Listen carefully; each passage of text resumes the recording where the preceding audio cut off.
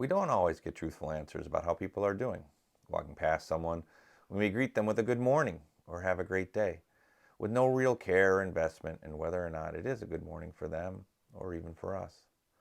Looking back at the moments where I was saved and able to walk away without any or only minimal injuries has been a slow process that has stripped away the urge to care. Burning into the ground from a parachute malfunction, flipping a car over that is totaled, and walking away without a scratch. Hearing the explosions after the convoy's driven past, the bullet holes in the vehicle that missed all the occupants after the mission is completed. Each took away a little bit of my ability to listen and be engaged, pulled me deeper into the embrace of the lost and zombified, and longing for those times with a sense of excitement and urgency that they bring. As an infantry officer embedded in the Afghan National Army, I had many opportunities to serve in interesting places.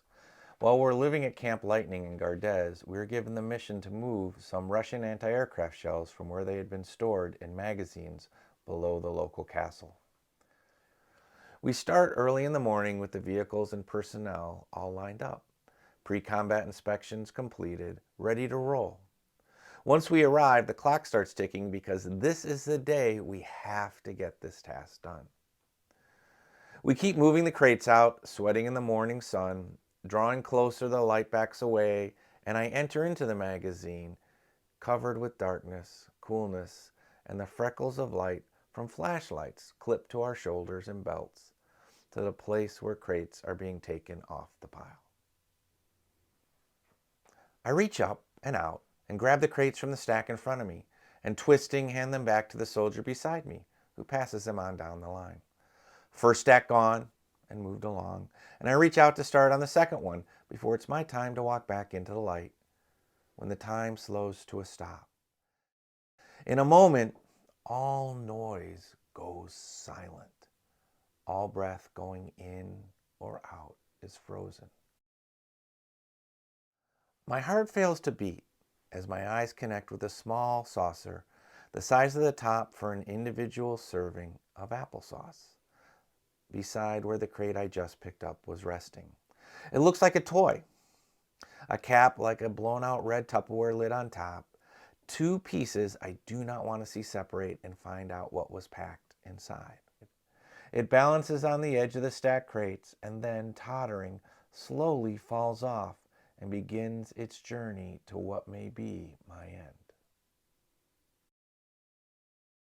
As if our muscles are all controlled by a single nerve pulse, myself and the next few soldiers in line turn and crash to the floor as we see the light at the end of the magazine drawing us out, making us wish we were again in the heat and not the cool confines of the magazine. Surrounding us is stillness, coupled soon with shouts and a flurry of expletives from many who just dropped what they were carrying or had the load crash into their legs or feet as it was poorly passed to them.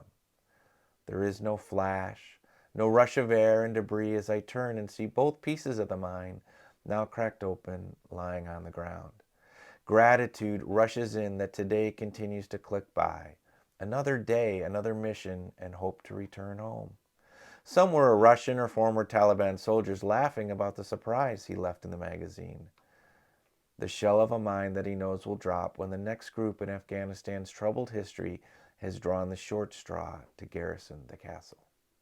Moving outside, grabbing a bottle of the Nestle water to douse myself, I move over to the Ford Ranger we drove over in and lean against it, feeling the heat of the metal that is all intact, glad not to have had the experience of catching metal and plastic with my body.